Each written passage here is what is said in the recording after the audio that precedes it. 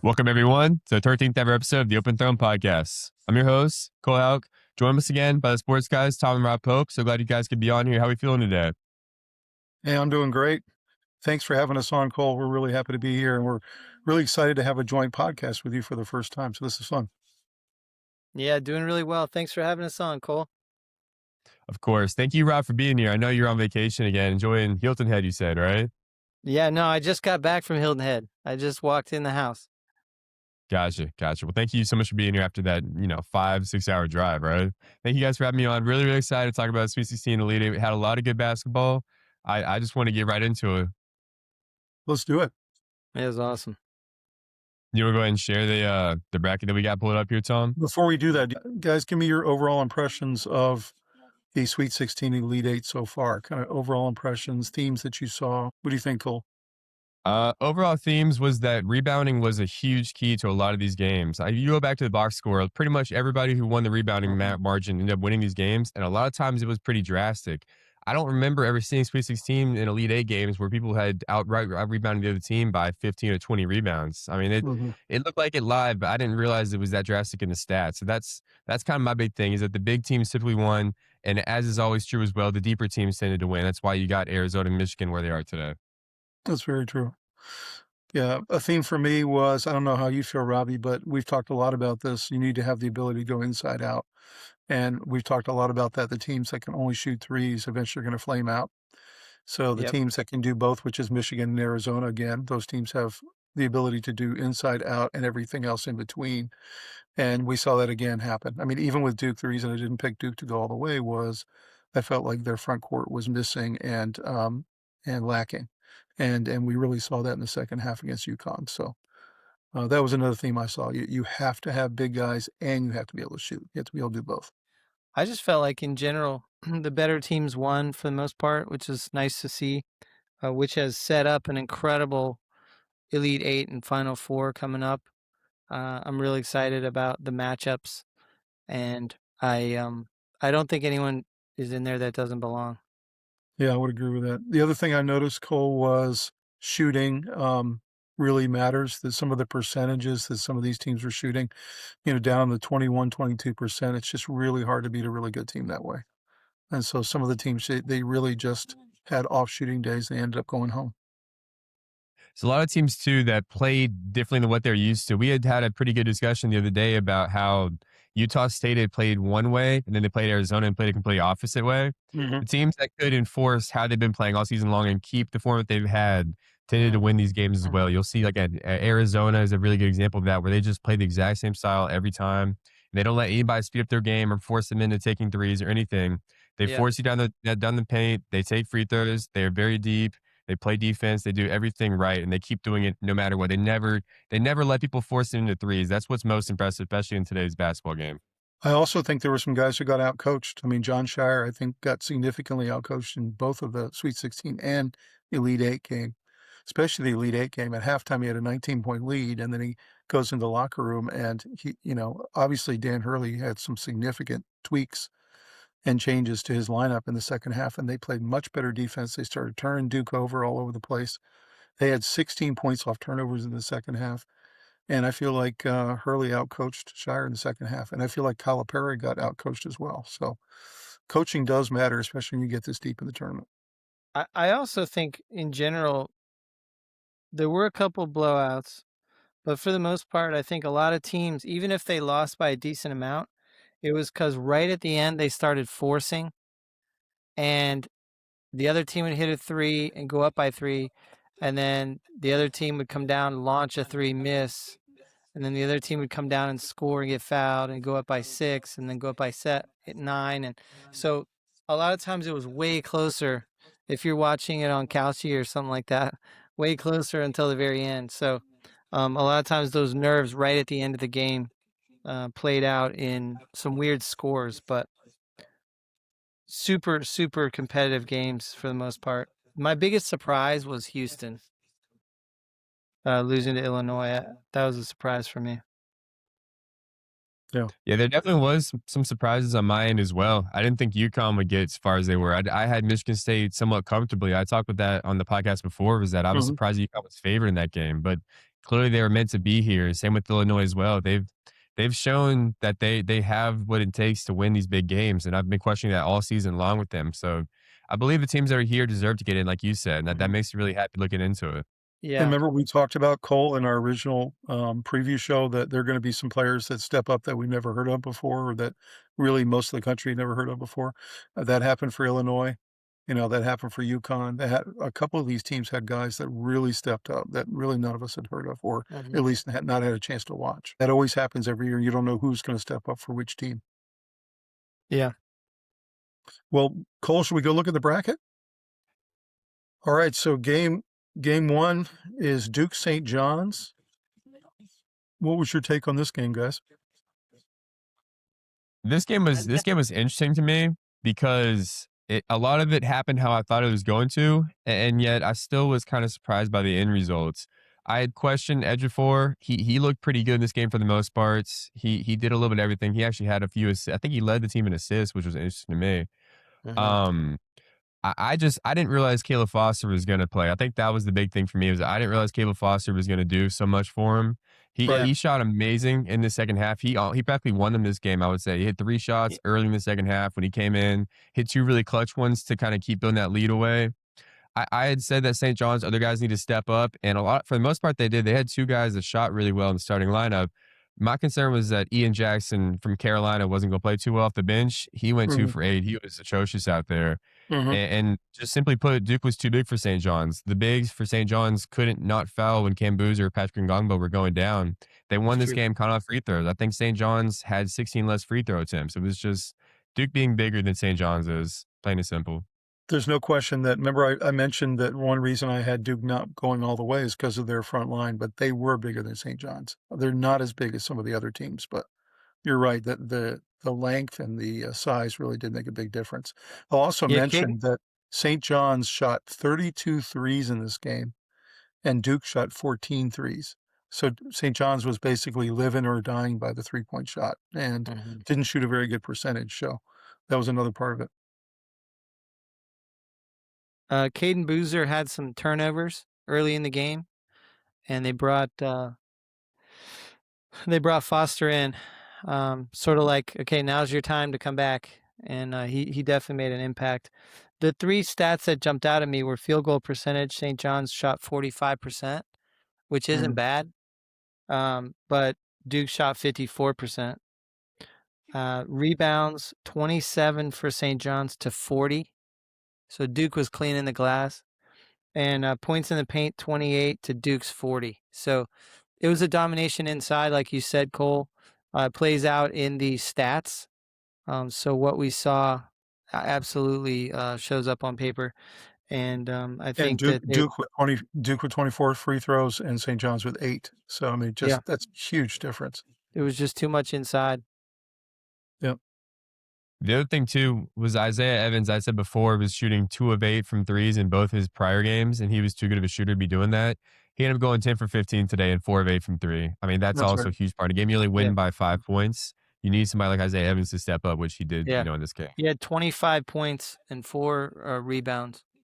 Bottom line So is St. John's really, actually was leading most of this game and was leading all the way to about 3.5 minutes left of the game, and I actually talked to Rob those last 3.5 minutes. We were talking on the phone, and I was telling him, "Why is St. John's just jacking up NBA length threes, like yeah, 35-foot threes, and turning it over and fouling Duke and giving them free throws?" They this went into this mode that was just so stupid the last 3.5 minutes. They really should have won this game. this is what I'm talking about. Where I saw this a number of times. I want to put the blame on the coaches, but I really think it's just also on the players. I mean, when when you go away from a lot of what got you there, I saw it repeatedly. A lot of teams would come down, panic, and start jacking threes, and it didn't feel like it was part of the flow of the game. And a lot of these teams ended up losing by weird margins that they really shouldn't have been because they weren't being beat by that margin the whole game. You know. Mhm. And this was one of those. Even though it was a 5-point game, St. John's got really weird the last minute and a half, and they were just throwing up weird shots and doing a lot of plays that didn't look like the rest of the game. It was almost like what part of this does not belong. It was like the last minute and a half.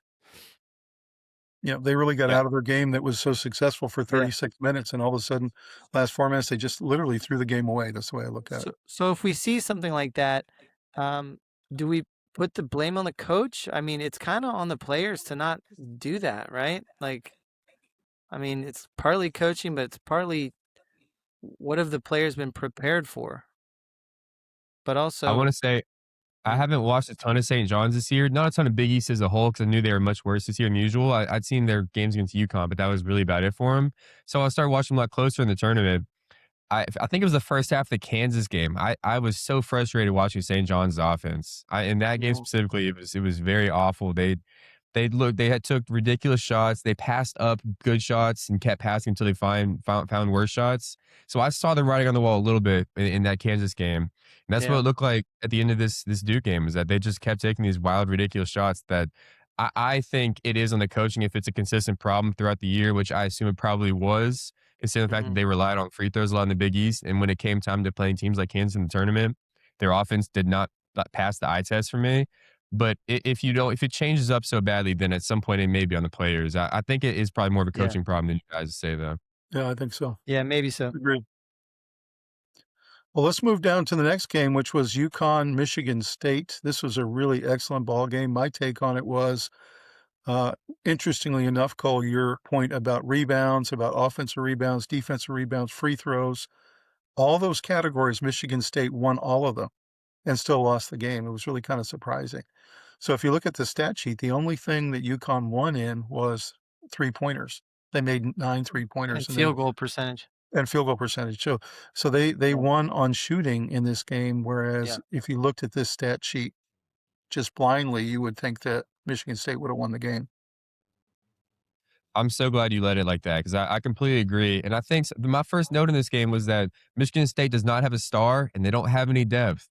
Their leading scorer had 14 points today, and they only had 6 bench points. It's hard to win games when you don't have a go-to guy, and you also don't have the depth to be able to compete with teams like UConn. And that happened. I really want to talk about the last possession Michigan State had. I'm not sure how well you guys remember, but there was 22.5 seconds left. And Jeremy Fears, I've been up and down on him. He's a great passer, but I think if you take away the passes, he is just not a very good offensive player, and he's really irritating to watch when he's not making amazing passes or stacking up a ton of assists. And this is the epitome of what I've been talking about, where it's just if you take away the passes, force him to do something himself, and you have a even just passable face guarding defender, he doesn't know what to do. He kind of drove in a little bit and backed out again and handed off somebody and passed to somebody else and then gave it right back. It took a ridiculous three. Like, it was just an awful possession, and it's exactly what I've been worried about with Jeremy Fears the entire season. Yep. I also want to say Taurus Reed is fantastic and is a great passer, and I was UConn about had to to I was compete. about to mention Taurus Reed. I think he was the player of the game, there's no question. He really he was. dominated both offensively and defensively, had a couple blocks at the rim. He was Yeah, he just had assists and he fantastic. had rebounds. Yeah, and lots of points. I had heard about him all season, but I hadn't really had a chance to watch UConn, and I really was keyed on Taurus Reed, and I was really impressed. He's a fantastic player. He Yeah, might have he's been good. raising his stock more than anybody else. I'm not sure if he's planning on going to the draft. I think he's a junior, but I could be wrong. But even if he isn't, he is somebody probably been the tournament that, like you said, if you hadn't heard about him, you know about him now. He's raised his stock a ton over the last couple weeks. He That's is true. Terrace Reed Jr. as a name, but he's a senior. That's I right. didn't. That is true. He is a senior, so I guess he He's a is gonna senior. go to the NBA. Yep. He's gonna be a great But player in the he's NBA. the go-to guy in my opinion. When looking He's at this got game on juice. paper, He's long, he's got juice, he moves really well, he can actually shoot the three, he can slash, he gets to the rim, he's a great defender. Yeah, he's gonna be an Yeah, excellent he's player. tough. Yeah, He's very good. productive. his I was only even impressed. remote downside is foul trouble. He can get Yep. in foul trouble Mhm. sometimes, but I'm not sure he's foul out of the game yet. So I think he knows how to not take it to the next level and go too far and get fouled out, which is Yep. important. It's A true. lot of these UConn guys get so geeked up. Any one of them could get in foul trouble because they It's get true. Yeah. so frothy But at the yeah, mouth because their coach is such a maniac. but I gotta give you credit, Cole. You talked about fears and you talked about how you just weren't buying it. And you know that I felt like Michigan State was going all the way to the Final Four, and he really did kind of let his team down in this game. I do I've think he's never going to bought be a into really him. good player at the next level, but he just kind of faded in this game down the stretch. So You said you do think he's gonna be a good player at next level? I think he might be. I think he needs some development. He's gonna need the right coach in the right situation.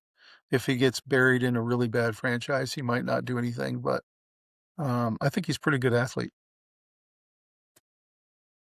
We'll I see. think he could be on a I think he could be a winning player on a team that really just needs a ball handling point guard to Right. not take up a ton of shots when they have good shooters around them and good Yeah. offensive pieces around them. But I think if you especially I mean, you could tell at the Michigan State level where it's like if you just you don't have the offensive pieces to keep up around him, you need him to take shots. He is not the guy to do it, at least currently. Mhm. Yeah. That's right. But I Yeah. will say there's been a lot of players in the NBA who've developed a shot, that have been impressive that you didn't see it coming in college. I will tell you, this is the kind of game that is just fantastic in the Sweet 16 in the tournament because you're talking about 2 icons of the sport in terms of the coaches. You're talking about 2 blue blood programs. You're talking about these teams have Final Four aspirations. It was just a great matchup. I really enjoyed it. Well, let's move on to Duke UConn. What a game this was. This might have been the best game of the whole tournament, potentially. I didn't think there could be a worse collapse than UNC collapsing to VCU until I watched this game with Duke with a 19-point lead against UConn. UConn looked totally dead. UConn was 1 for 18 from 3 in the first half. They literally could not hit a shot. And Duke had piled up this really big lead. They go into halftime, and obviously Dan Hurley made the adjustments, and Duke did not. And, I mentioned that he outcoached Shire quite badly in the second half, and I really believe that. I think that we're starting to see 4 years in a row now, Duke has flamed out with Shire at the helm, and I'm really starting to wonder about his game management and his game coaching skills. He's an amazing recruiter, clearly. So he's one of the best recruiters, but I don't think he's a very good in-game coach. And they make these mental errors in really critical times, and they end up losing. So what was your guys' take on this game? Yeah, a lot of what you said too was that Duke should have taken care of this game a bunch of times later in the second half. They were about 15 at the half. The only time UConn was leading was 2-0, and then with it was either zero time or very little seconds left, where they'd hit that three and it was 73-72. Mhm. UConn played really well. I want to give another shout out to Terrace Reed. He almost single handedly willed them back. Watching it Yeah, live, it was the I Terrace agree. Reed show. And if he didn't have a game where he had 31 points and 27 rebounds, this would be and should be anybody's best game of the tournaments. But that game was so crazy. This is just right below it, in my opinion. And then, like you said, a lot could be said about the game where it's the UConn missing and the outcoaching that Stan Haley did compared to Shire. But I want to go to the last play where Caden Boozer turned the ball over. I'm sure everybody's talked about it. He should have just held on to the ball. It's Right. really easy to say in hindsight that he needs to hold on to the ball because there's only eight So seconds left, 6 seconds left. But so I he have needs the awareness as a point guard. I don't care if he's a freshman or not. He's been a ball handler his entire career. He should be able to know that in this situation, you no, hold on to the ball. You need but to that's make what's the interesting. I have a couple, things I need to tell you guys that I heard about this game after it happened. The first one was right before the game started, I was watching all the pregame coverage, and they were talking about how they thought this Duke roster this year was flawed from the standpoint of they don't really have a true point guard. Caden in high school was actually a shooting guard. And so he's not really a true point guard. And so they were saying they really felt like Duke was going to get burned in one of these games by not having a true point guard. In addition, they said what I've been saying all along, which is they don't really have a true center either. So he said they're really kind of a collection of shooting guards, small forwards, and big forwards. That's what they are. And so they're missing a couple components you would want on a championship team. And so it's so funny that he said that right before the game, right before it started. And then we end up seeing the abysmal ball handling half that Duke had in the second half. UConn got 16 points off turnovers in the second half. And it was just because ball handling was so sloppy. And I just found that really interesting. What's you guys I take didn't on know that? that Yeah. I didn't know that about Caden Boozer. Yeah. I didn't realize He's he was not a a true shooting point guard. guard. No. He is As a, not a great shooter to be a shooting guard. I think I he's only shooting I know. 30% from 3 I this know. year. And if you notice, the reason that I know that is that if you watch a lot of their possessions, he doesn't bring the ball up. Cameron Boozer brings it Cameron up. Boozer does. Other Yeah. guys bring it up. He's not really the point guard. They don't have a point guard. That's kind of the point. And so it really cost them in that second half really badly. I think that you'll watch Shire now is going to go try to get a Jay Williams or one of these really big time point guards who can really handle the ball because it really cost them. So that was the first thing I thought was interesting. The second thing was I watched Coach K's long interview last night on the Pat McAfee show, and he was talking about how brutal this was, how this ripped his heart out, how he couldn't sleep that night, and all this kind of stuff. But he really was he broke it down like an analyst, and he said, "Look, bottom line is that Hurley made incredible adjustments at halftime." He said UConn locked down on defense, and it became very hard to get points for Duke in the second half, and UConn turned them over. UConn was really effective at turning them over in the second half. And he said it's no excuse. It's just that's what happened. And he said that obviously on that last play, I know Caden would like to have it back because all he needed to do was catch the ball and dribble to the sideline and get fouled and take the free throws. Like every guard knows that. No, all he had to do is catch the ball, turn, and pass it without the dribble. Well, or you don't even need to pass. You don't really need to pass. No, but he could have. There were two guys split in the wings of down there with nobody defending them. You don't need to pass. All he had to do is get it. All he had to do is get it up over these defenders, but he dribbled it, which gave them closing space. As soon as the ball went to the ground, they closed in on him. If he had not, if he had caught it and thrown it over the top. In fact, what's interesting is I think Shire's getting too much heat. I'm in a weird position because I'm not a Duke fan. I don't particularly like Duke. I don't root for them. I find, they get a lot of calls. There's whatever. But I'm in a weird position where I think there's been a little too much heat. There is video out there of Shire going over this kind of scenario, coaching up his guys. And there was an exact moment. It's the weirdest video because Shire shows an NBA team a guy falling out of bounds, and he said, if you're going to have seconds to kill, you throw this ball up as high as you can and you launch it, and you make sure that the time runs out. And oddly, you can see in the clip, Caden Boozer looks to his left and looks confused.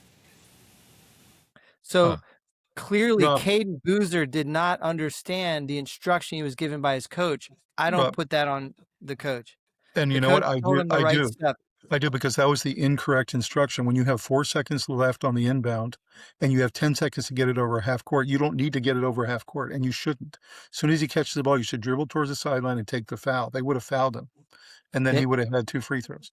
So as soon as you dribble, though, you let them close in on you. And so he should have never let the ball hit the floor. He should have turned and thrown it high up over those guys. And even if it went out of bounds, which is impossible to believe because both guys were split, completely uncovered. Even if it goes out of bounds, there's only 1 or 2 seconds left at that point. There's no way to get it all the way back down the court. He gave him the incorrect instructions. I don't agree. I think the sideline.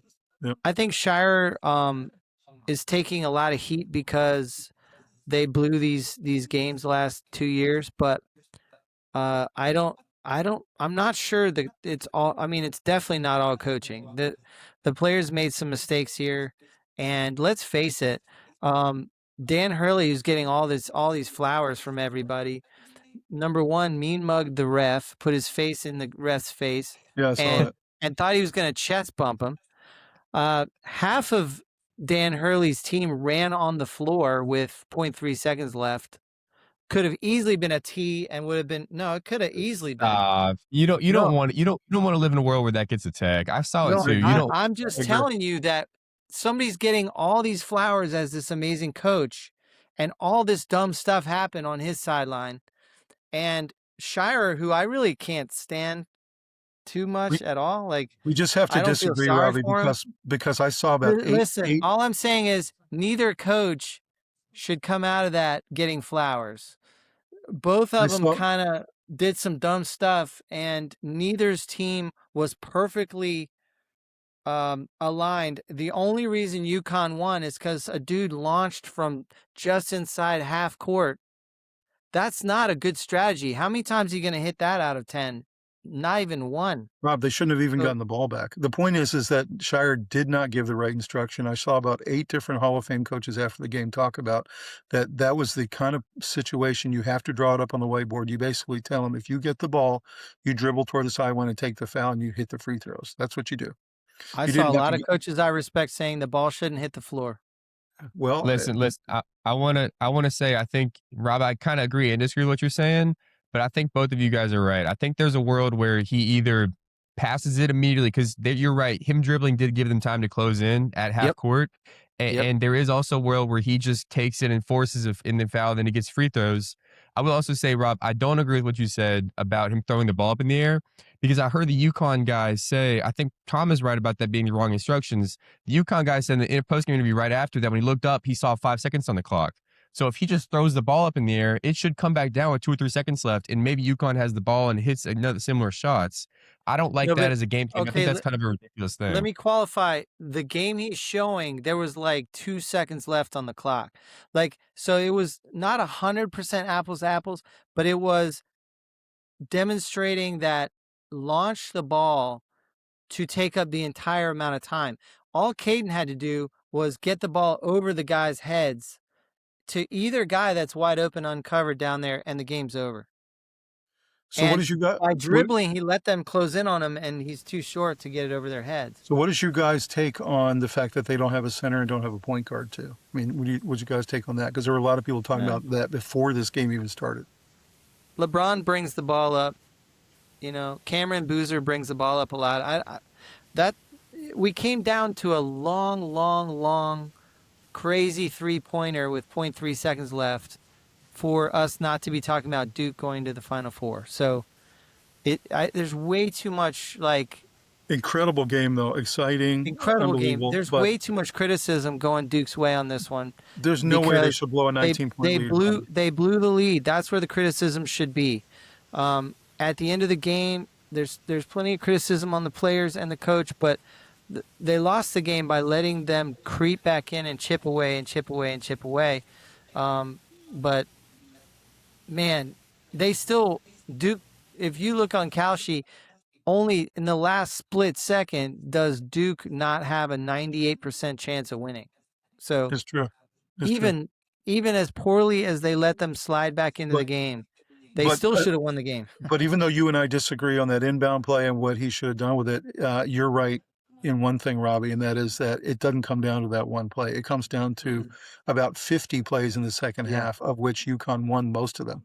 Yeah. And that's my point is I really think Hurley outcoached him and out adjusted him at halftime. That's just my opinion. I think Caden and Cameron Boozer had some turnovers that really swung momentum to UConn to let them kind of keep chipping away, because oddly enough, UConn looked like they were trying to lose the game by missing free throws and stuff. Like they had to be perfect to get back, and somehow they still got it with that crazy 3 at the end. So I'm happy for UConn. I prefer them to Duke in terms of I like the way Dan Hurley coaches. I like the way they play real gritty. They're a tough team mentally. You can't break them. They're constantly going to come back on you. If you have a 10-point lead, it's not safe. And I think, but I think there's been a little too much criticism on Duke, and I never thought I'd say those words, but I think that it's a little bit unfair. Cole, it's interesting because we talked also at the beginning of the tournament about how we thought Duke wasn't very deep. And when I look at the stat sheet here, you're looking at a situation where one of their starters had 0 points, another one had 7 points. The bench had 13 points total. And you're looking at that in comparison to Connecticut, who just, they just spread the points out a little bit further. They just have a deeper bench, and most teams do. So I think the criticism that I had of Duke coming into the tournament ended up holding, which is they're just not a very deep team. I definitely agree with that. I want to go back to the point guard and center comment before we move on to this game. I don't think that Duke has a true point guard. I don't know. I think you can win at even college and professional level without having a true point guard, but it makes it a lot more difficult. I think, I guess maybe Caleb Foster's their point guard, but he's not much of a point guard really either. You just said Boozer, Caden Boozer, I thought was a point guard, played shooting guard his entire career. I definitely think Duke has a center. I think Malik Brown is a center, and I know for a fact Patrick Ngongba is a center. But going back to your bench depth there, Patrick Ngongba was supposed to be the starting center. Malik Brown, if Patrick Ngongba wasn't hurt, he would be starting. So it's you should look at that bench points as Malik Brown being the bench big and them only having 7 points off the bench instead of the 13 because Ngongba had 6 of those 13 points. And that is the lack of depth like you were talking about. Well, no, Brown had 0 points in this game. He had 0 points. Caden Boozer had 15. Cameron Boozer had 27. Evans had 7. So he had not nearly the game he had the round before. And then Sarr had 10. So, Sorry, and 10. and they list Brown as a forward. They don't list him as a center. So again, they don't really have a center. I know he plays center, but he's listed as a forward. I'll tell you what, guys. I think this team was incredible on defense this year, the whole season for the most part. They were beasts. And so I think that the point guard play might have hurt them more than anything else, but not having a center was not their problem. Yeah. Point guard play and losing the ball a lot. Well, it wasn't their problem yet. It had moments where it was a real big problem, but for the most part, it worked out fine. But obviously on that last play, you can say it wasn't their problem, but I mean, in the ACC final game where they barely beat Virginia, they were blocked 9 times because they kept trying to go in against Onyenso. So imagine if they had played. Anomaly. Imagine if they had played Arizona or Michigan, they would have been absolutely stomped inside. I don't know, man. And Onyenso was blocking anything that night. Like, I don't know that it would have been that different. I'm just saying, or worse or anything. They would have had a problem with one of these teams that has a lot of big guys. That's Here's the thing: Duke hit 2 field goals in the last 6 minutes. Mm-hmm. They just let UConn climb back in it, and with that experience and that coaching, I mean, Cole, you and I talked about how we feel about Hurley's coaching. You don't want to let that guy hang around, Yeah. Yeah. And it was a pretty lucky shot with 0.3 seconds left. I mean, 36 feet away. 36 feet. Let's not act like that could happen again anytime soon. Right? That was incredible. That was the most magical moment of the tournament so far, for sure. I want to say, I saw a ranking of top 10. This is something you guys should research a little more if you want to talk about it more in depth. But I saw some of the rank of top 10 greatest March Madness shots ever. They had this shot, I think it was 8, and they had every other shot before it, and it was a Final Four or a game, like a national championship game shot. Mm-hmm. And I think that's all good and that makes sense logically. But because of their comeback and that shot being as far away as it was, I have to rank that above some of those other Final Four shots. I agree. I don't even really think because it was for the win. A lot of those other ones were ties at the time. So if you miss, you go to overtime. They were pretty mid-ranges that anybody could hit. It was not a 36-foot shot. It's like it was just inside half. It was just inside half. It was crazy. And it was for the win. They were losing at the time that the shot was taken. That takes balls of steel. Down by 2 to winning by 1. Right? Yeah. It was from losing to winning. It wasn't losing to tying. Incredible game. That's why it's such a special play is right there. You just put your finger on it. They were down at the time of the shot, and they won as a result of the shot. Mm-hmm. That is incredible. Like that is kind of almost has never happened in the tournament kind of thing. It's magical, right? It's magical. Let's go ahead and talk about the South. And Coleman, have you lead off. What's your take on Iowa and Nebraska? What a great Big Ten matchup this was. Yeah, this was my favorite game before the UConn Duke game, and I just really was in love with the way these two teams played. It was exactly what I expected Iowa and Nebraska to look like the entire time. They played very similar. They played pretty slow. They hit a ton of shots in the first half. I mean, this game was supposed to be low scoring. It was not low scoring for a lot. That first half was probably 40-40, something like that. Bryce Sanford was fantastic for Nebraska. He hasn't missed a lot of shots. His stock is also rising like crazy. I think he's going to go in the second round of the NBA draft, so he looks pretty good. Iowa won this because of the depth, which is not what I expected. Fulgaris hit a ton of shots that I think were deflating for Nebraska.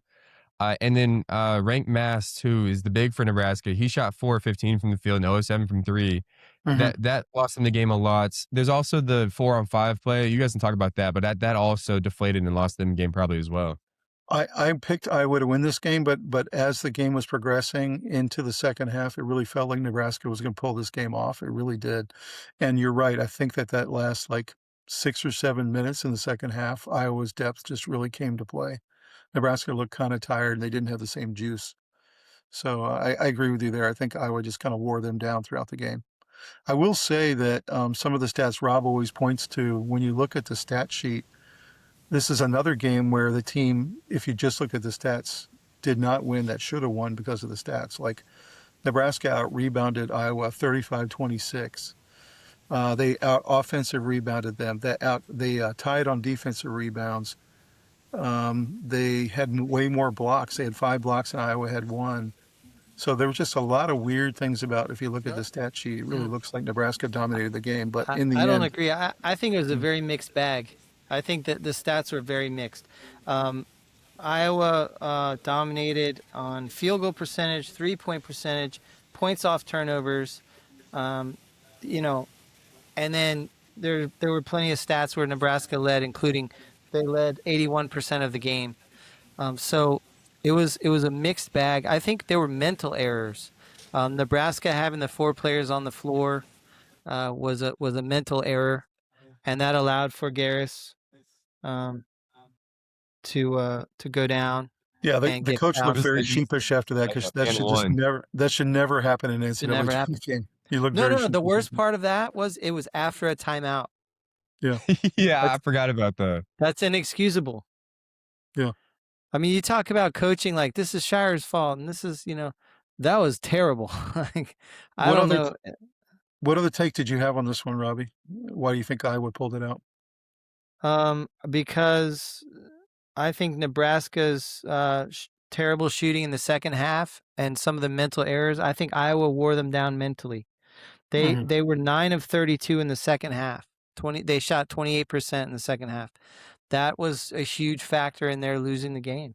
They kind of let it slip away, kind of like Duke did. And that big play with the 4 men on the floor after the timeout, and then went down and gave up the and one. It just it let Iowa take it over. And by the way, I've been very curious about whether Sturtz would be a good pro or not, but I think these last 2 rounds, he's been really fantastic for Iowa. Tom, I am so glad you said that. I He's a talked really to him good about player.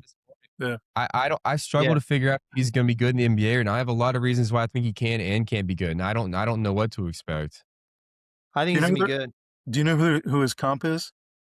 No, not off the top of my head. JJ Redick. They said they think he's going to be kind of like a JJ Redick. He's going to be a very good, solid bench performer. He probably won't be a starter for very much, if at all, but he'll be one of those really good contributing pieces. Yeah. He's a very good scorer. You bring him in and he can give you 15 points on a night, that kind of thing. He might be a journeyman, take a little while before you start hearing his name a lot, but I think he'll be a pro for a while. Yeah. Do you guys remember what Dalton Knecht was supposed to be out of Tennessee a couple years ago? Yes, Dalton Knecht, yeah. He's kind of what I think people think Dalton Knecht should have been on the Lakers in the last couple of years, where he's good at, not just JJ Redick shooting, like he's a great scorer. He can play within a system. He can take over nights, or he can let somebody else pass. That's how I think I could see him doing potentially. I really like Sturtz. I think he's going to be a good player. I think he's going to be good. I like him. Yeah. Well, my concern with it is that he's never not played under that coach's system, so I can't trust. I don't know what he looks like outside of Ben McCollum's system, and I'm not sure if that's going to translate. It should, but I haven't seen it yet, so I have my doubts about it. Let me put it this way: I think the opportunity will be there for him, and he has an opportunity and a chance. And so, whether he takes hold and he takes that next step to that level, I wouldn't go lottery pick on him or anything, but I think he could. I think he's going to be a pro, and then we'll see. They're saying late first round. So this next game, I don't know if this one was more surprising or Tennessee, Iowa State. I think those 2 games were tied for the most surprising in the Sweet 16, but Illinois takes care of business against Houston. Houston scores only 55 points. They really looked kind of lost a lot of the game. They just could not hit a shot, and they were getting really flustered and frustrated. And Illinois' defense really wore down on them. So, Robbie, what was your take on this one? And I know you had Houston going through the Final Four. Yeah, I was very surprised. They were playing 2 miles from their home campus. They have this incredible coach. They had one of the best defenses in the country all year. I felt like they were lined up to handle Illinois, but they just couldn't do nothing on offense. I mean, it was kind of pitiful. They shot 34%, and what was interesting, I don't think I've seen this the entire tournament. They only shot 2 free throws, and that tells me Houston wasn't even trying to get it inside, which is when you're shooting badly from outside, you try to get it inside, and they had the ability to do that. They lost the points in the paint battle. They clearly got dominated physically, and that doesn't happen to Houston teams much. And they got out-rebounded pretty substantially, Mhm. which is also surprising. Yeah, 43-34. Yep. So any other take about what Houston can do to stop having these types of flame out games in the tournament?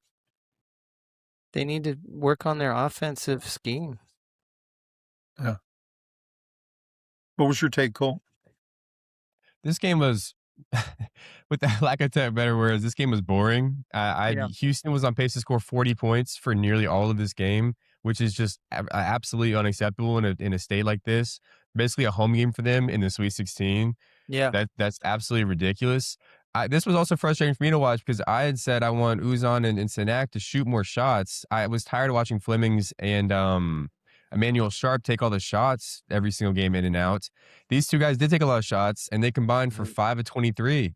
Tugler went 3 of 4. Nobody else on the team shot 50% or higher. This was such a tough game to watch for somebody who's cheering for Houston as well. I thought because I had them moving on my bracket. They didn't do very good. Illinois had depth, so they could kind of outlast Houston here. Nobody in Illinois scored more than 14 points. Stojakovic played pretty well too. That's really all I have to he say. did. This was just Houston self-destructing more than anything else. It's fun to watch Stojakovic because he's coming off the bench, but of course he had the famous father who was an NBA player, and Peja. he's just fantastic. I mean, He is good. He gave him such a boost out of the bench situation. You know what's interesting about Illinois? They got some freshmen going. They're not a grizzled old veteran team. You know, they're going to be good probably in the future. And as I said, I think Wagler is maybe the most surprising player in the tournament. Like I had Yeah. never really heard of him. I never really seen him play, and now that I've seen him play a couple rounds in a row, he's really a great player. Yeah, he's a He's freshman. excellent. Yeah. So, Cole, what was your any other takes on this game? Not really. Just that again, Houston let me down a lot. This was awful, and I do think Yeah. I think they need more depth. Like I said before, they can't rely on Mercy Miller to only be the guy to score off the bench. I'm not sure if that's what happened today, but that's what it felt like for most of the entire season. And they needed, like Rob said, draw up better plays that can get better looks. Also, I like Chris Sinak a lot. I watched that guy miss like 3 or 4 mid-range shots that should have gone in this game. I mean, I really do have concerns about his offensive game translating to the NBA level because going into this, I thought he was going to be a good kind of a Jaren Jackson Jr. or who was I thinking of earlier? Jabari Smith on the Rockets, kind of a stretch 4, 5, 4.5. And now I don't know if he's going to be able to reach an offensive potential like that watching this. I mean, he just does anything outside of 8 feet that won't translate when he's as skinny as he is in the NBA. 100% agree. Mm-hmm. So going to the next, we need to give Houston a little bit of a break, a tiny bit, because Illinois is hot. You know, they're playing a hot brand of basketball that is just, if they need to score a lot, they will. If they need to go fewer possessions, they'll out physical you. They're pretty tough, you know, and nobody's talking about that. Remember we talked about these teams, Robbie. There's only a couple of them in the whole tournament who can play both offense and defense and be physical, go inside and shoot. Illinois, Michigan, Arizona, you know, Tennessee to some extent. Some of these teams can do it, but most teams cannot. Most of them have a weakness. And Illinois is good both. I like Illinois. They're keeping it loose, you know. Did you guys see the after celebration in the locker room? Yeah, I saw that. Where the coaches came running in like special forces doing a sweep of a house with super soakers, and they just attacked. Yeah. It was hilarious. Fun. Got them all wet. You're right. They're loose. That's the kind of thing, you're keeping it loose. You know, you're not letting the moment be too big for your guys, and you're just like, let's go. It's true. So this next game, of course, Illinois wins, the Big Ten team. That's been the theme this whole tournament. Big Ten wins. And they go up against another Big Ten team, Iowa. And I was kind of surprised, not that Illinois won, but that they won pretty comfortably in this game. They really kind of thwarted Iowa in a lot of things Iowa likes to do. So, Cole, what was your take on this Big Ten matchup? This was just Iowa running out of steam, plain and simple. There's a couple things to point to. Stojakovic played really well. Wagler looked really good too. So once they're kind of big offensive minds played well. It's tough for a team that plays as slow as Iowa does to compete offensively with them. But the thing I want to point out is that Illinois was clearly way bigger. This is one of those rebounding games I was talking about. Illinois had 17 more rebounds. It's really difficult to win games when the opponent gets 17 more boards. Iowa settled for a lot of threes. And Banks went 1 for 8. Nobody else besides Sturts took more than 5 shots. I mean, this really Yeah. was just Iowa getting fatigued and playing their brand too much and not having enough offense to keep up with their And I guys. noticed that, you know, similar to like the Bill Belichick philosophy in the NFL where you take away the other team's best weapon, I noticed that Illinois was really trying to take Sturts away. I mean, they were kind of really putting a tall guy in his face. They were closing out every time he tried to shoot. They didn't They really were succeed though, but I I felt mean, like they were really trying to harass him and not let him have a huge explosive, you know, but 27-point game or something. but he had a 24-point game. Yeah. Like that's pretty good. The thing is, I go back to Houston. I felt like Kingston Flemings was always just kind of didn't have enough help around him. And I felt Sturts didn't have enough help around him in that game. It just felt like there was nowhere else to go with the ball. Like Iowa didn't have any help for him. And I think that Illinois had lots of players who could step up. You know, like we were talking about the Baltic State guys, Stojakovic off the bench, getting 17. You know, they played well. There were a dozen lead changes though, so there Yeah. were there was a back and forth to this game, but there were a couple of stats that jumped out at me. First of all, Illinois only hit 18% from 3. What does that tell you? They can beat you other ways. That's And right. so That's what we talked about. Illinois is not beholden to the 3, and when they go cold, they're done. They're going to go, all right, we're going to do this instead. We're going to do that instead. That's good coaching. I can't stand watching teams that are like, I'm going to shoot my way out of this. You're like, no. At a certain point, you have to pivot. You have to do something else. Another one was, 38 to 21 rebounds. Illinois just killed them on the boards. You know what? I never saw that coming. You have 2 Big Ten teams that are good rebounding teams. I never know. saw a gap like that. That's 17 possessions. That's I crazy. think of Iowa as physical too. They got manhandled, and They then did. points in the paint 40 to 12. Like, Yeah. oof, That's right. destruction. So Illinois, you're right. They can play inside and outside, and that's what makes them a Final Four team. Yeah. That's exactly what it is. But here's the funny part. Illinois led 63% of that game. Uh-huh. I mean, sorry, Iowa led 63% of that game. So it's not like they weren't blown out score wise, but they were getting a little bit physically handled, and it felt like that Sturts was just being asked, go try and do this by yourself. Sturts shot 4 for 11 from 3, which is okay. It's about 32%. Yeah, it's fine. He did make all of his free throws, but yeah, he was about all they had. So yeah. Well, interesting game there, and Illinois gets it done. They really are playing well, like you said. Let's move up to the West bracket, and we'll start with Arizona, Arkansas. I think all 3 of us had Arizona winning this game and going a lot further in the tournament. I did think Arkansas could give them a really good game. Did not think you'd see a 23-point spread. That was surprising. Yeah. What was your take on this? This was just Arizona continued to play Arizona style. They only took 8 3-pointers on the day, and they scored 109 points. I think it was 109, right? I know Yeah. they scored, just Yeah, absolutely 109. ridiculous. 109 points. And you know why? Because they get into the lane and they go to the rim and they get fouled. They had 30 of 39 free throws. So when you get And 30 points from free throws. they had 6 guys in double figures, Tom. Yeah, I know. They spread the ball around. They weren't doing this one guy has to do it all for us. They were getting you from everywhere. Listen, it wasn't even just double figures. They had 6 guys that had 14 plus, and the only guy that didn't have 14 was Anthony Deloso. He had 8 points on 3 shots total. I know. Like it was just ridiculous offense from everybody. You know what Arizona shot for field goal percentage? 64%. Saw that. I wrote that down too. That's Yeah. I think that's the highest I Insane. can remember in an important game. Like, Rob, when you score 109 and you don't take a lot of threes, that's insane. Like that's when's just the the last most time a efficient really offense. meaningful game somebody shot 64% at the end of the game? I That's can't true. remember one. I'm You know, sure all there of it- have been. Either. You know, all of us had Arizona going Final Four and being really deep, but I think the Yeah. one thing, Cole, you pointed out before in the preview show, which was true, which is you had a little bit of concern about Arizona because they couldn't hit threes or didn't shoot them very much.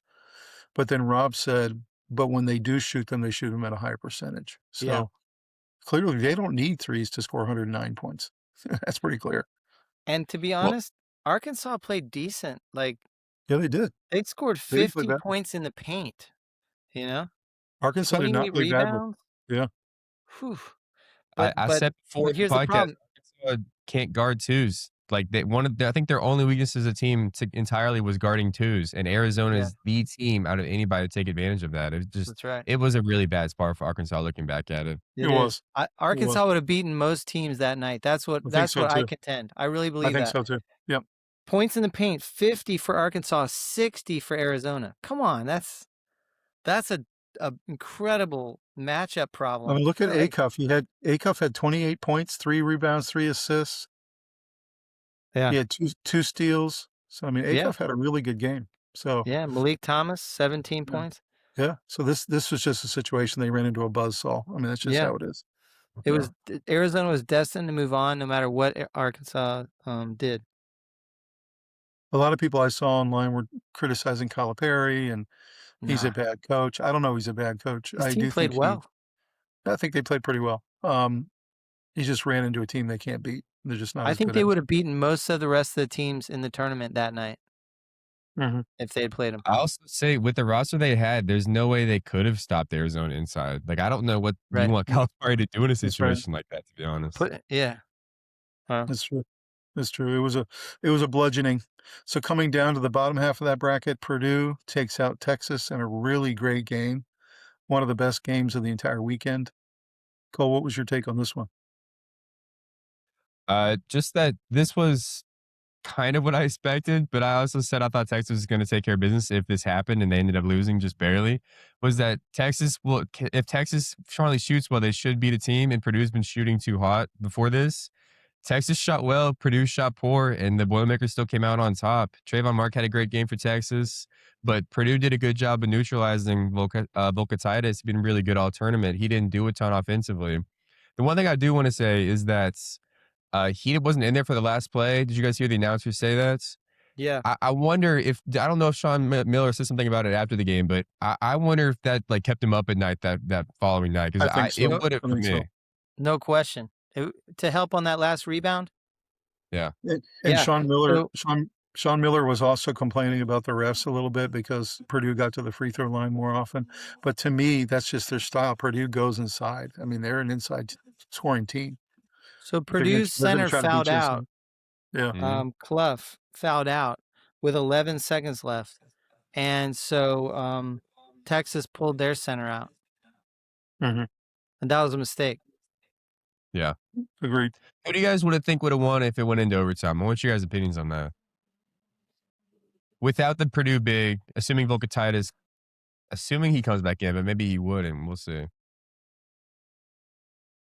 I think Purdue's the better team, but I still think Purdue would have won. I think they're slightly better, but you see if you look at the stat sheet, they're almost exactly the same on every single stat. So this was about as evenly a matched game as you could possibly get. it was You so look at even. I you mean, tipping that ball in, Kaufman ran with 0.7 seconds left. Yeah, tip it in to win. That's a really close game, man. That's Yeah, like it is. down to the wire. And then also the 15 free throws made versus 8 free throws made for Texas. I mean, that's a big deal. 7 points right there.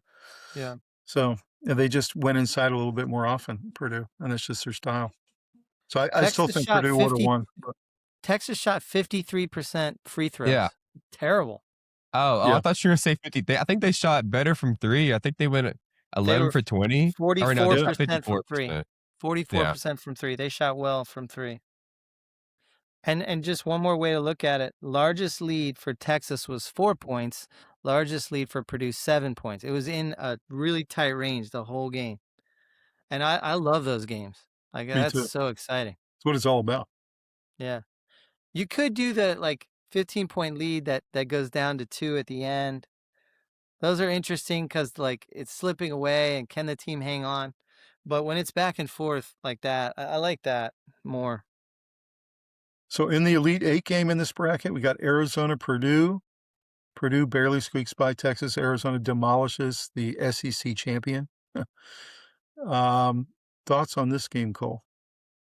Yeah, not a ton. Just that Arizona continues to play their style. I mean, this is the most I can remember in recent history, the most of a team playing the way that they play and absolutely not letting anybody disrupt this. They continue to have like a bunch of bench starters get points. They had 4 stars with 14 points. The fifth guy was Krivas. I think he only had 8 or 6 or something, but he had 12 boards as well, so he was contributing constantly too. They didn't need their bench guys. Owaka didn't play more than like 15 or so minutes, and he's a very good bench big as well. And did you did you see Arizona from the free throw line in this game? 20 for 22. Like, Wow. they're literally efficient in Yeah. everything they do. There's nothing they don't do that's efficient. It's amazing. So, yeah, I Yeah. was really impressed with Arizona, even more impressed in this game really than the Arkansas game because Purdue plays a very mix-it-up style, very physical style. They body on body you.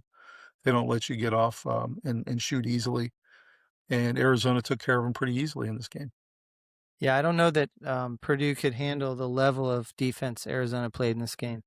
First of all, Mhm. they're the third best defense in the country, Arizona, and held they held Purdue to 38% field goal, um, 5 points off turnovers versus 15. Points in the paint, 24 to Arizona's 40, and so And, I think the defense was strong. Cole, if you love basketball, Arizona is just a beautiful watch. You know what I mean by Yeah, that? it's a They're good just looking team. smooth and they're flowing and there's rotation and there's movement and you can tell that they have a strategy. They know how they're gonna attack the basket. It's really wonderful to watch the way they play basketball. Yeah, they play well together as a team. I definitely agree. There's a reason that UNC is going after him so hard, from what I can tell, is that they want Tommy Lloyd, and that Yeah. it's the style of play that they have. It is like I said before, it is so almost foolproof. I feel like just the way that they play. You can't change the way that they play, and they are gonna beat you how they play. It is so unique to them. I've never seen anything like it before. Yeah, Cole, I think we were talking about it earlier. You were talking about imposing your style on the other team oftentimes dictates who wins. If you're a fast break team and you can get the other team to start trying to fast break, you're winning the battle. If you're a fast break team but you play a slow down team and they slow it all down, then they're winning. Imposing your will. Arizona seems to not have run into a team yet that they can't impose their will on. That's true. That's true. This Yeah. was just darn impressive to me, this game. It really was impressive. Let's go down to the final bracket. We're gonna go to the Midwest. We had Michigan against Alabama. I picked Alabama to go to the Final Four. I was very queasy about it because I watched Michigan, the way they demolished St. Louis in the previous round. And so, really, in my mind, I was thinking to myself, Michigan's going to win this game, but I stuck with Alabama. Again, just watching this game, Michigan's one of the 3 or 4 teams in the whole tournament who can go inside and out, play physical ball on you. They don't make a lot of mistakes. They turn you over. They rebound really well. They're well coached. And I was just incredibly impressed with how they demolished this really good SEC team. So Big Ten wins again. Robbie, what do you think? Yeah, I mean, Michigan's got it all. The guard play. Yaxel, I think, is the second best player in the country, in my opinion, only behind DeBonsa. I know that he's not ranked that way, but he's way up there. But Elliot Cadeau has really improved this year, Cadeau's good. handling the Yeah. ball, Yep. and then they get a lot of bench help. I mean, in this game, Roddy Gale had 16 points, and Trey McKinney had 17 points off the bench. That's impressive. And They're just throwing waves of people at you. and Mara is a really imposing center. I mean, even if he doesn't get the block, he often does get the block, but if he doesn't, he changes the shot. Yeah, he's real But he's tall. just really imposing in there, yeah, Mara. But you know what's interesting about Cadeau, Cole, is he came from UNC and he transferred, and his final 2 schools he was choosing between was Duke and Michigan. So, I'm just wondering what Duke would have looked like this year if they didn't have to put Caden at point guard and they put Cadeau at point guard, if they would have Well, been going to the Final Four right now, probably. yeah, I had no idea Cadeau was choosing between Duke and Michigan. That actually makes him Yeah. disrespect or me respect him a little bit less, but I guess he chose Michigan, so I can't say too much about that. It's pretty good Robbie, program. you were just right on top about this game. Was one their bench combining for 33 points? Those two guys Yeah. is ridiculous. They are such a deep team. They have a little bit of everything. Yeah. And I can't say that I agree about Jackson Lindenberg being the second best player in the nation, but No, if most he's people don't hitting agree with that, but threes, I'm just telling you my opinion. yeah. I but if he's hitting threes, he for sure is a second, and he has an argument for the best in the nation, to be honest. And he has hit threes in this game and the Elite Eight game. We'll talk about in a second as well. So I think there is an argument there too. Cadeau and Morez Johnson, they went 7 for 24 in this game, and it wasn't close in the entirety of the second half. Philon, their best player for Alabama, had 35 points, and it wasn't Yeah. close the entire second half. I mean, this Yeah. game was just kind of ridiculous. It was incredible how much they demolished Alabama. Alabama's a really good team. You Yeah. know, you look at the rebounding battle, Cole, you talked about this, 46-32 in favor of Michigan. And Michigan had 8 blocks, Alabama had 1. Hmm. So, I mean, they just were physically imposing on Alabama. Tom, I And want to say Alabama had a too, I great really season. what's that? And Alabama had a really great season. Like They did. it wasn't that they didn't belong there. No. Yeah. I want to say too, Mara is one of my favorite players. Just the way, like Mhm. watching him play, like you said, I had said before, I love he on defense. He even if he doesn't get a block, defenders are Mhm. scared to go up against him. And There. compared him kind of to Rudy Gobert in that sense. Rudy Gobert will, if he doesn't get a block on it, his presence scares people off, and they shoot bad percentages around him. Mara is the exact same way. Watching him in college, and I like him a lot. He's a great passer too. What was cool is they did an interview with him before this game, and he said that he had talked to his parents. His parents had been watching in the middle of the night over in Spain. Hmm. You know, they're watching the game like 3 in the morning over there, and they told him that if you guys go to the Final Four, we're coming. And so that's pretty cool that his parents are flying to the US this week to come see him Wow, play the Final Four. That's yeah, cool. that's awesome. Yeah. I didn't know that. Let's go to the lower part of the bracket. This was maybe the most surprising game along with Illinois, Houston. Tennessee does a number on Iowa State. I mean, it was really kind of surprising to me. I figured Iowa State would win this game. Of course, they were Mhm. missing their best player. We talked about at some point in the tournament, it probably would come back to bite them, that they didn't have him, and it definitely came back to bite them in this game. But Cole, what was your thoughts here about Tennessee getting past Iowa State?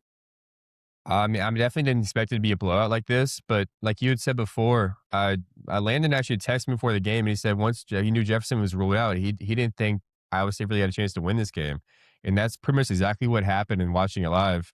The other thing is that Tennessee was much better inside than Iowa State was, and this was the biggest turnover. I mean, rebound margin was plus 21 in this game, and it Yeah, showed watching it live. It's just Iowa State didn't have enough to keep up, and Tennessee was way too big and physical inside. I don't think I've seen a rebounding disadvantage like that the whole season, even the regular season. I haven't seen that. That was incredible.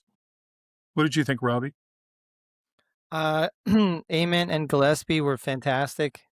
I do think the rebound imbalance was extremely important in the result being kind of a domination. Um, yeah, I mean Tennessee played great. They they they won points in the paint, rebounds. Um, they played real physical.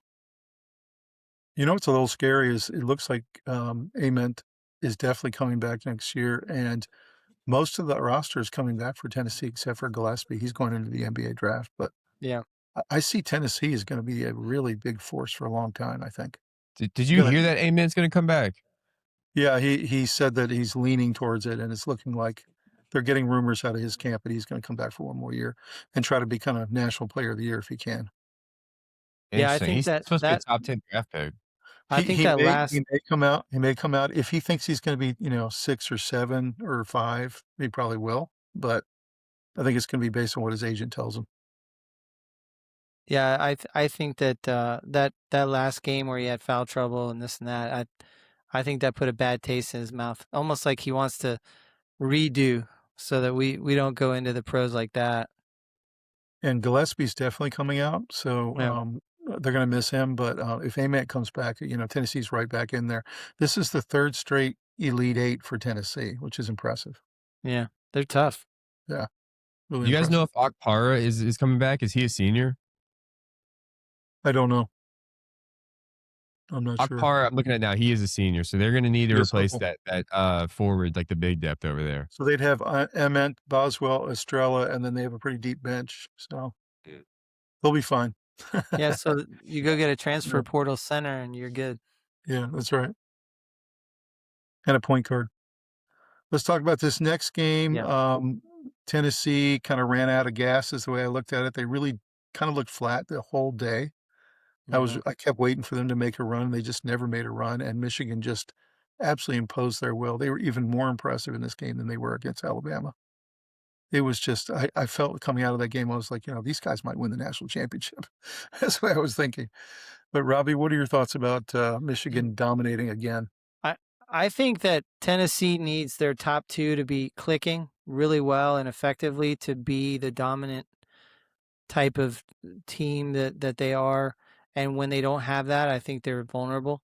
Ament got in a little foul trouble early, and it just kind of threw him off for the whole rest of the game. So too much fell on Gillespie, and Michigan played amazing. So They were this showing was on kind of a blowout. they were showing on ESPN. Did you know this? This is crazy. They lost by 33 points, but they shot 20 times more than Michigan did.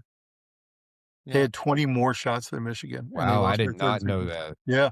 They were 20 for 76, and Michigan was 29 for 56. They shot 20 less times and won by 33 points.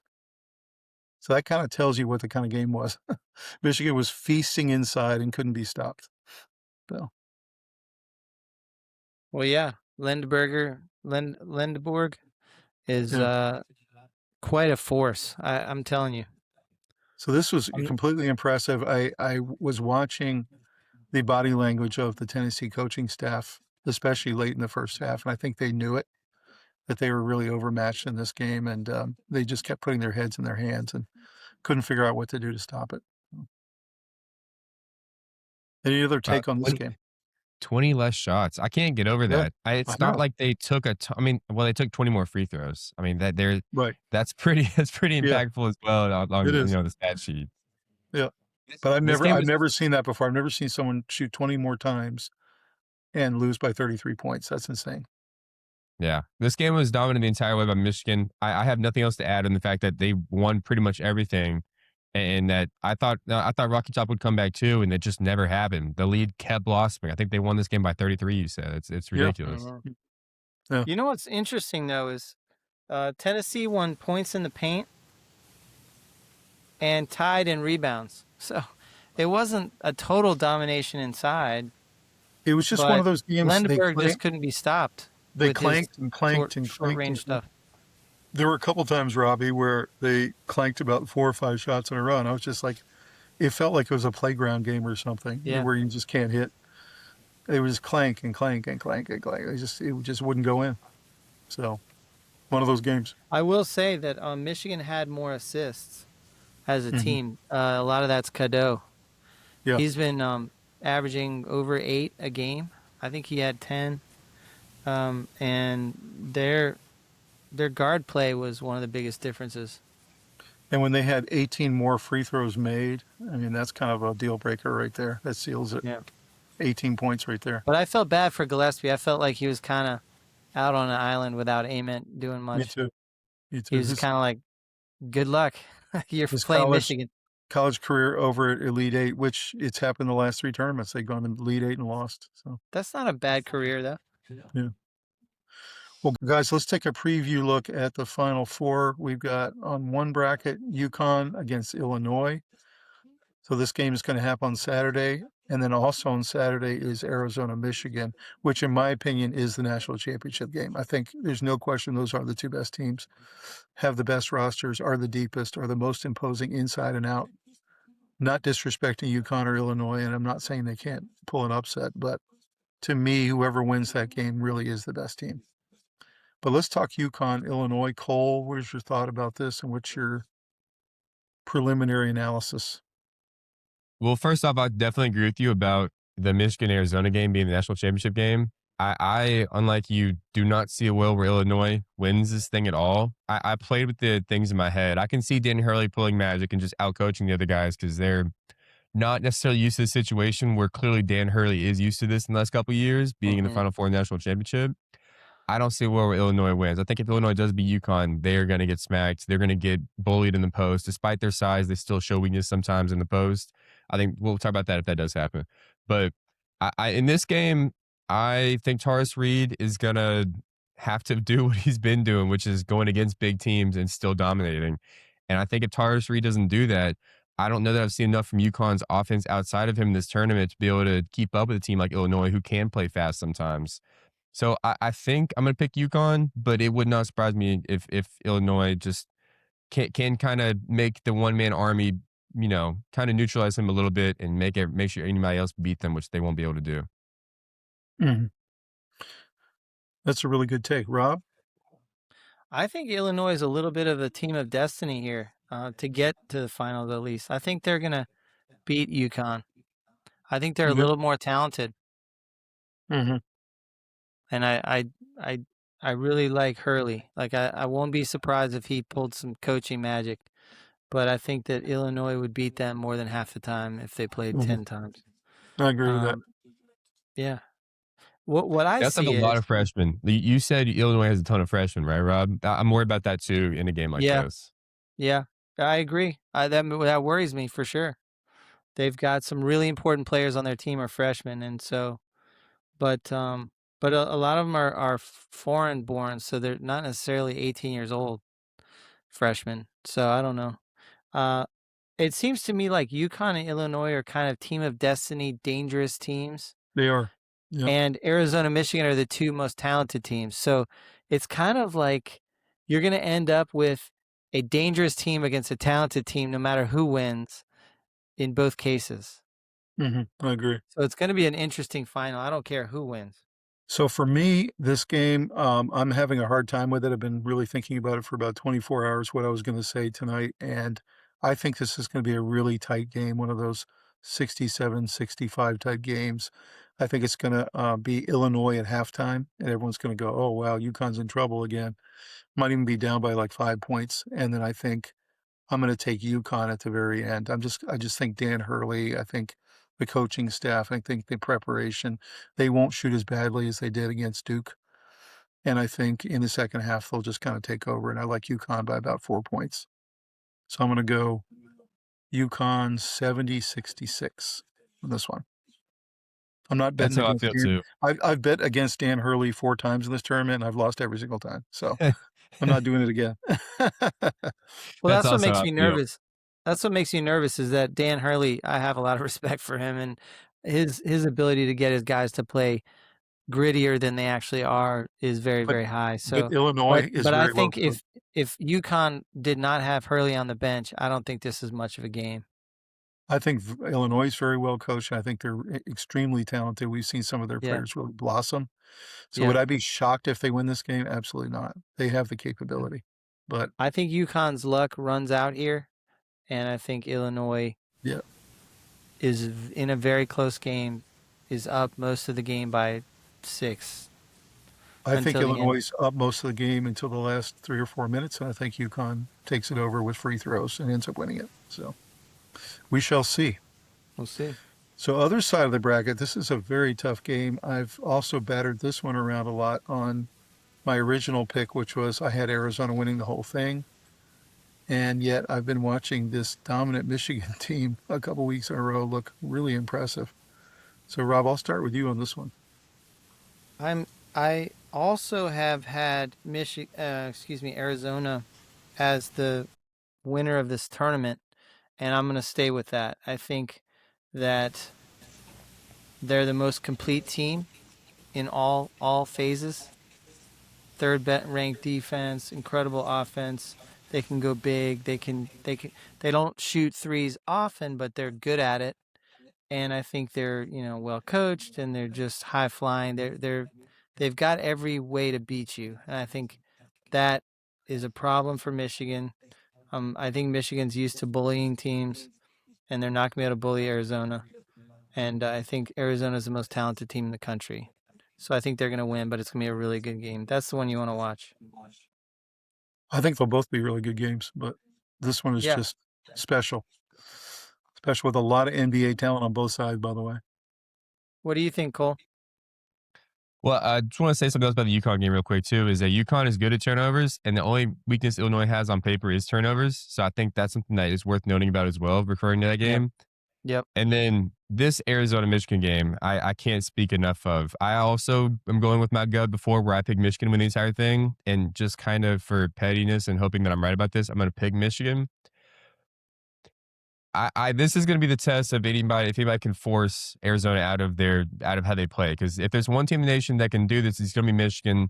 I would say besides Arizona, Michigan, and possibly Duke, Tennessee was the best, most dominant inside team, and Mhm. Michigan absolutely just mantled them inside, which taking 37 free throws in the last Yeah. game. So clearly they can compete with teams that play like Tennessee, like Arizona do.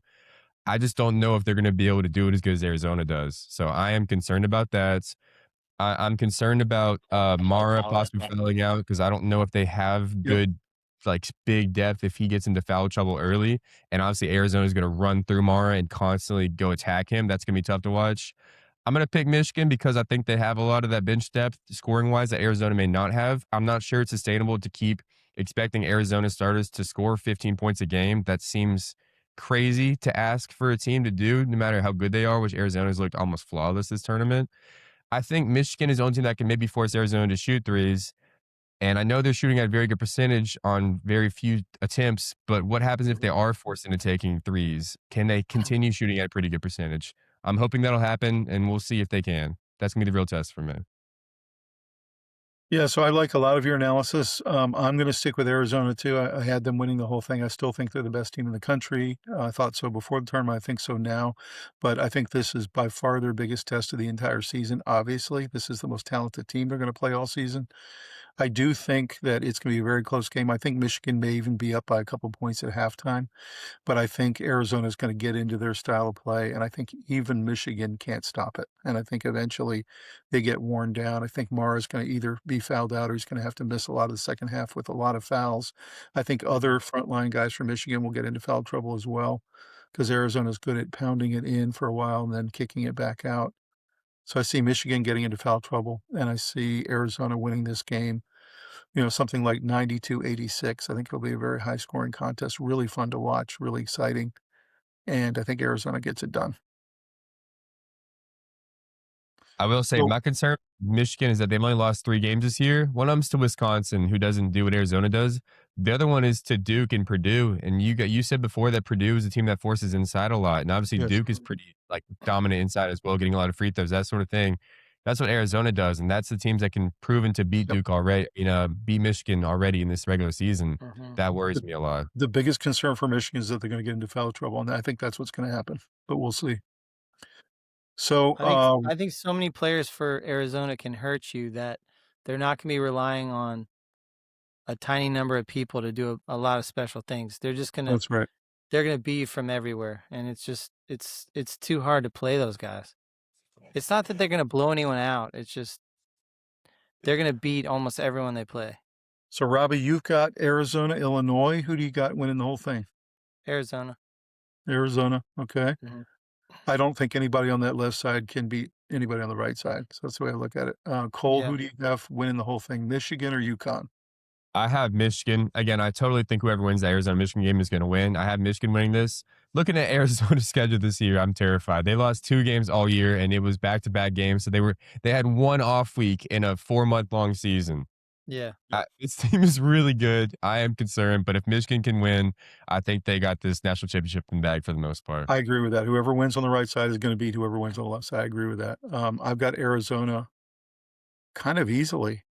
I think they're gonna play UConn, and I think they might beat them by 10 points or more. I think UConn's gonna run out of steam.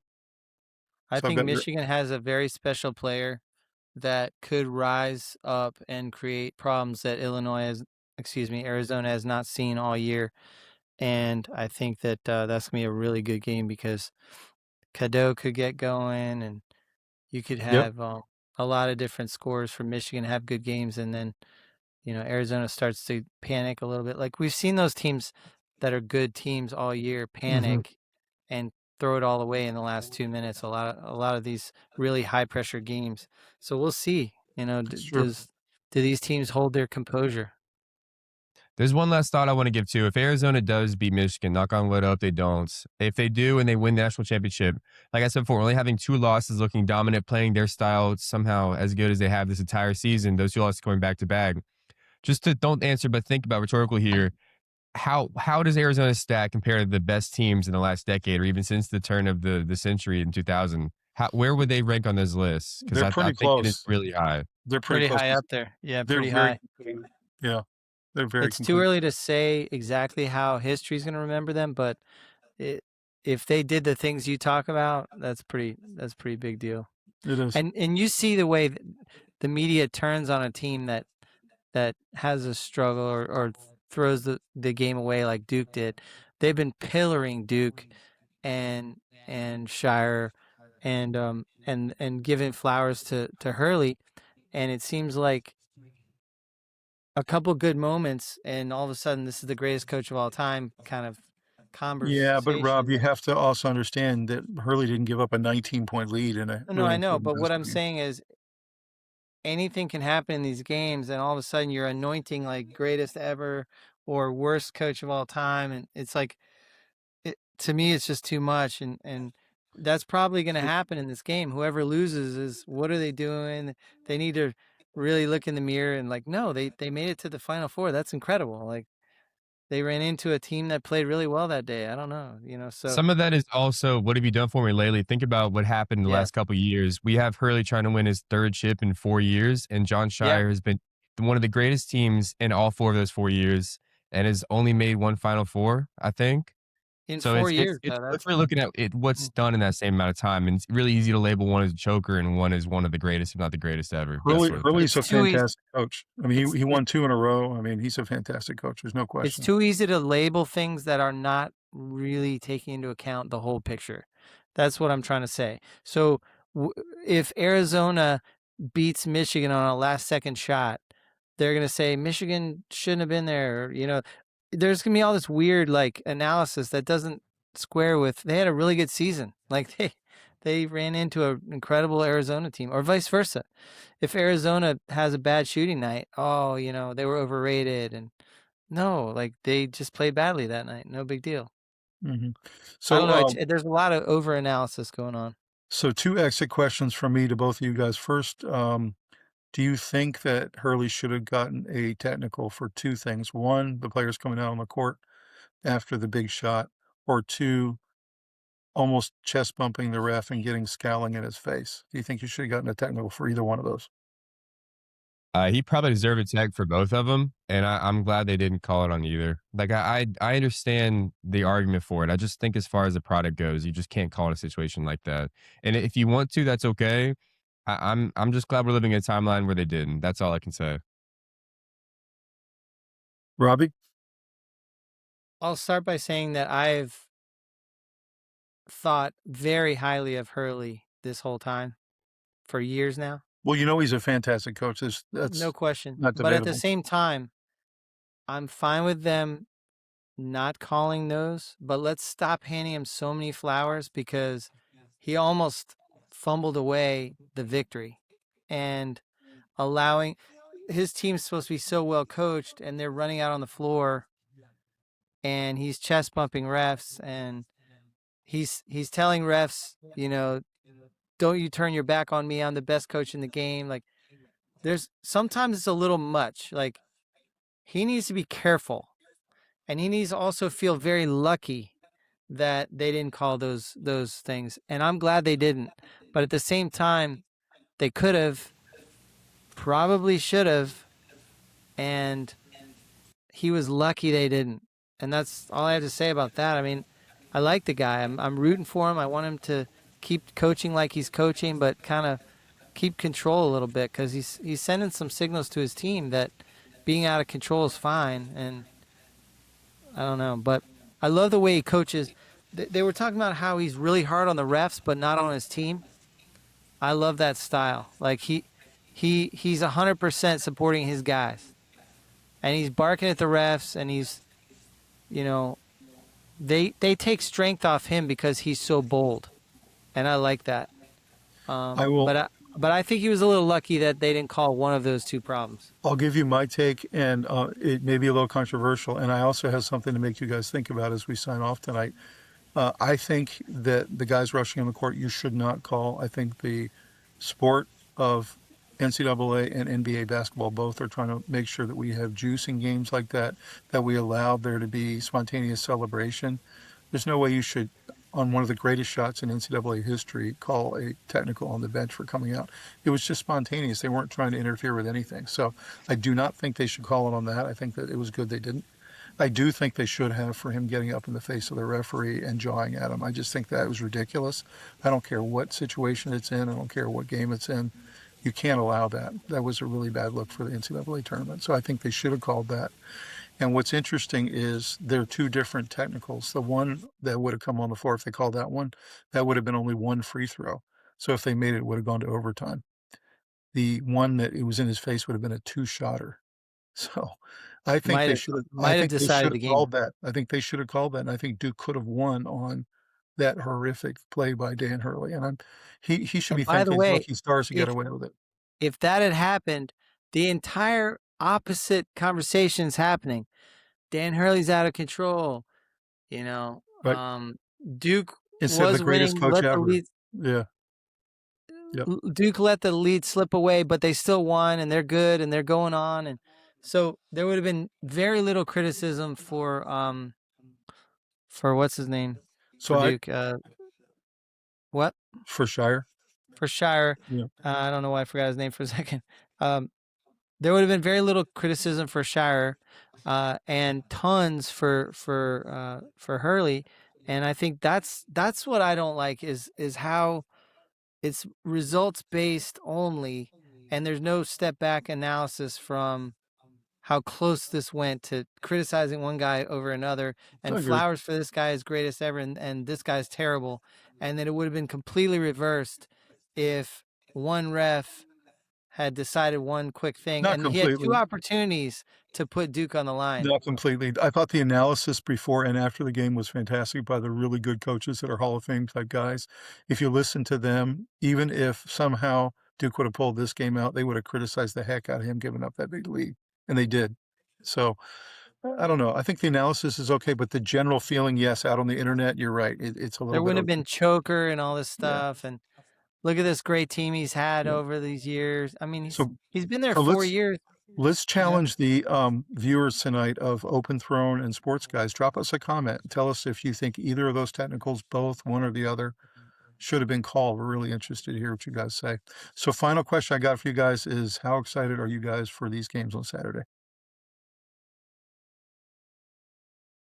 I am really, really excited. I mean, again, I think both games have a lot of potential to be really good. Again, I was saying that about the Illinois Houston game, then the Arizona Arkansas game, and the two better teams clearly took advantage of being the better team there. And I can see that happening too. But no matter what happens, we will get good basketball from both sides. There won't be a Houston that scores 40 points Yeah. in a situation like this. So I'm really looking forward to there being a lot of potential for fantastic basketball and really, really great, a really great product that's close. And if it isn't, we'll still get a really great product overall. And I cannot complain about that. Robbie? Well, I mean, I'm really excited about the Arizona-Michigan matchup. I think they both excel on both sides of the ball. You know, they're really great defending teams. They've got length. They've got the ability to score in a whole bunch of different ways on offense. They're well coached. They're exciting. They can dominate like in a psychological way. They can be imposing. Both teams with they both have juice coming into this game. They both feel a little bit invincible, and so they deserve each other. And so I'm excited about this. I will say, my one thing I'll say is it's impossible to predict the scoring because things have been so weird at the end of games where one team just goes cold for the last 45 seconds and you can't explain how they lost by 8 when they were up by 2 the whole game. Or one team only puts 4 players in after a timeout or, Yeah, that kind of thing. weird stuff. So I think score is going to be impossible. Like this is going to be, close down to the last shot. Maybe not. It might be a 10-point deficit when it's all said and done, but it was close the entire game. I will say I Um, am super excited for these 2 games. I think both games will be really great. I'm gonna put in my normal complaint I do every single year. It's not gonna change anything, but I wish we didn't have Monday at 9 o'clock final. I just think that for the kids out there who have school the next day, for the yeah, parents who have to go to work the next day, it really cuts down on what that crowd could look like to watch the final game, which is, should be the best game of the year. So, Is it so hard to put it at 7? I've never really I've thought about never that, but seen why it. can't they just put it at 7 or 7:30 like well, every other game?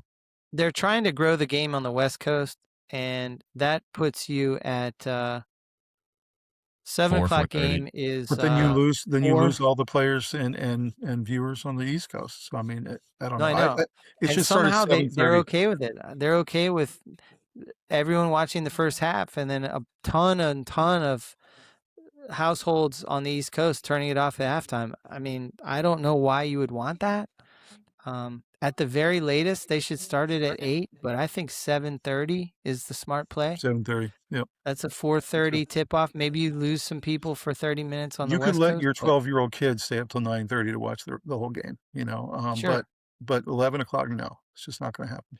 It's Well, also not the end of the world to lose some viewers missing the first 8 minutes of a game. You'd rather have, assuming it's a pretty yeah, good product, you'd rather them watch the last 8 minutes instead of the that's right. first 8, right? That's right. Yeah, that's right. Although I do think a lot of the advertising is heavy in the first half. Like Mm, they can charge more and all that. So, I can see that. but yeah, I think 9 o'clock's a disaster. I mean, I think it's complete Well, we can't disaster. wait to see what happens. Cole, thanks for having us on your podcast. We're glad we did a joint podcast tonight. It was really exciting. We wanted to try it between the Yeah. Sports Guys and the Open Throne podcast. So thanks for having us. Of course. Yeah, thank you guys for coming on. Everybody have a good night.